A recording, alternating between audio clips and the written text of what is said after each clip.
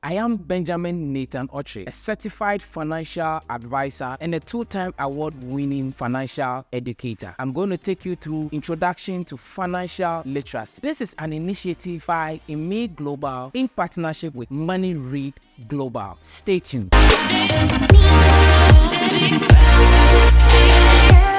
Welcome. Let's talk about smart approach to budgeting. In our previous episode, I talked to you about the structure of budgeting. Now, we want to look at the approach, in fact, practical approach to budgeting. I've had a lot of people telling me that budget do not work. They are not able to use their budget well. They use it and they overspend.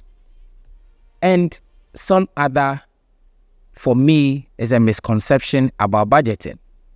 Today, let's look at a practical approach. I'm going to share 3 areas with you. And the first is, before you spend, you need to budget. A lot of people spend their money and then they come back, take a pen and a paper, and they want to list what they've spent their money on. And they will tell you they want to see what they budgeted for. No, that is wrong. If you do that, you are actually accounting for what you have spent. With budgeting, you need to budget, list down the items you want to spend on, and then target with the value of those items before you go out to the market to spend. In doing that, you put yourself in a position to make decisions as to what is important to spend or what is your need that you need to spend on. Number 2, you need to list all your income. You may have income from your corporate work. You may have a side gig. You may have a stipend. And to the students, probably you may have just stipend coming in and then you have a side gig as well. All those can be listed as earnings or income on your budget. After that, look at your expenditure. And here, this is where the smart approach comes in.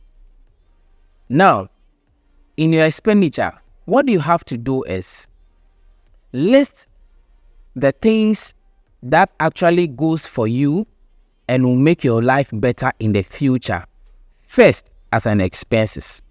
I'm going to explain that. What I mean here is that something like investing, saving for retirement, saving for emergency, saving for your child's future, or even saving to raise money to start your business. You need to list these as expenditures on your budget first before you go ahead and list food, transportation, utility, etc. as expenditure. In doing this, you have actually taken the smart way of budgeting your money. And at the end of some years to come, you realize that you did a very good job for yourself. This will prevent you from joining the bandwagon that says that I earn a lot, but I cannot save. Let's talk about adjusting and reviewing your budget. There is nothing like one size fits all for budgeting. It is good and it is okay to adjust and review your budget according to your lifestyle. And remember, don't let anybody talk to you and convince you that budget has to be done in a certain way. No, everybody has a different income. Everybody has different spending lifestyle. Everybody's situation is different. So you budget according to your lifestyle and situation. There are some things that I want you to consider when you are monitoring or reviewing your budget.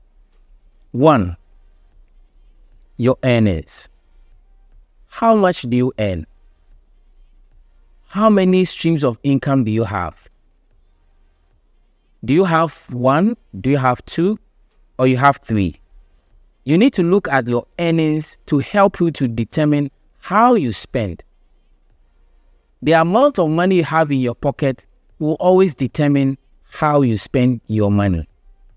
In as much as we always want some wants to be given to us or getting some wants, it is not always advisable to go in for them because of the amount of money you have in your pocket. So you need to be careful how much you spend when it comes to your earnings. You always have to cut your coat according to your size. Number 2, your expenses. Just like I said, your income always determines how much you spend. And you shouldn't cut your coat. You shouldn't have coat that is oversized, which means that you have to spend within your income. So you should be very careful in how you spend. Just concentrate on the needs.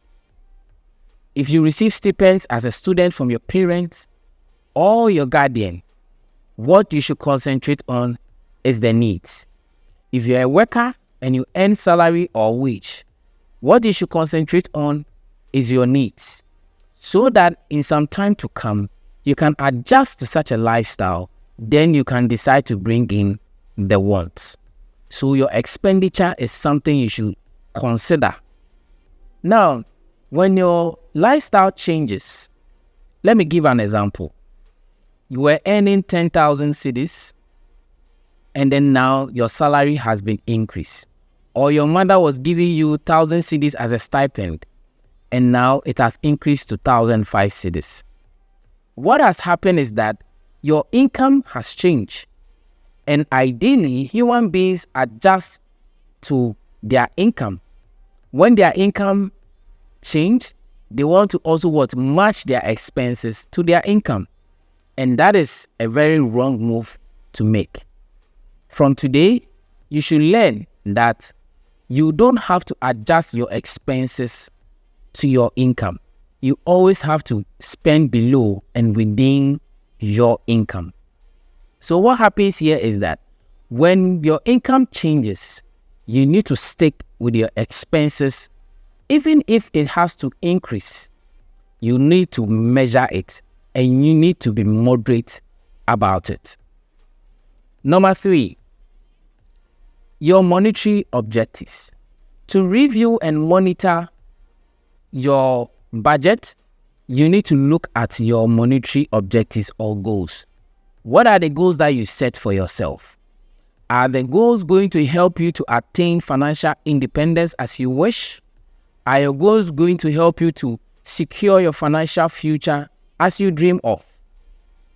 You need to look at your monetary goals.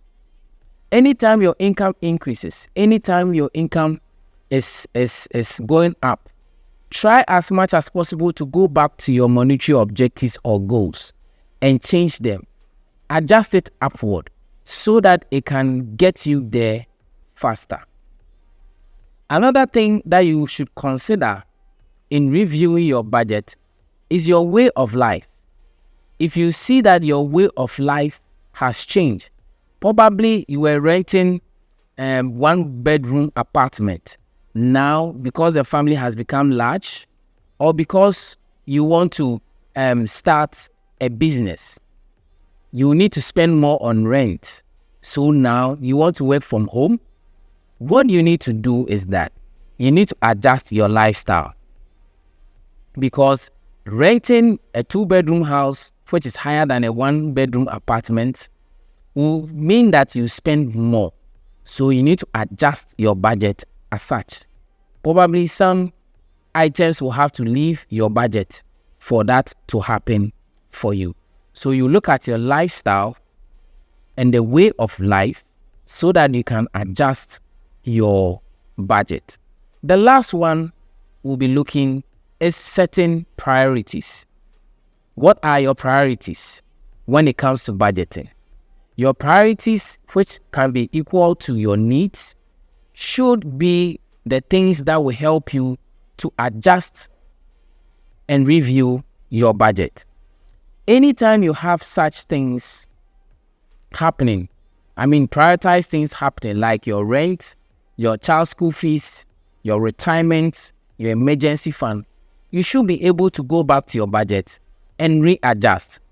Just like I said, we don't have a one-size-fits-all when it comes to budgeting.